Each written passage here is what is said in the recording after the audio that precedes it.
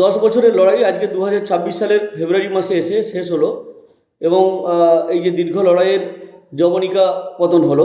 শুধুমাত্র যে আমাদের রাজ্যের শিক্ষক শিক্ষিকা শিক্ষাকর্মী বা সরকারি কর্মচারী বা অধিকৃত সংস্থার কর্মচারীদের জয় তা নয়, এই জয় সারা দেশের সমস্ত এমপ্লয়ি যারা আছে, কর্মচারী যারা আছে, কেন্দ্রীয় সরকারের এমপ্লয়ি যারা আছে, তাদের প্রত্যেকেরই জয়।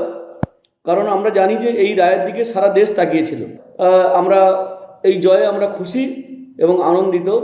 আমাদের যে দীর্ঘদিনের লড়াই, ডিএ আন্দোলন এবং রাস্তার আন্দোলন, তার সাথে সাথে কোর্টে আন্দোলন বা কোর্টে যে লড়াই, সেই লড়াইয়ে দুটোই জয়ী হলো বলে আমরা মনে করি।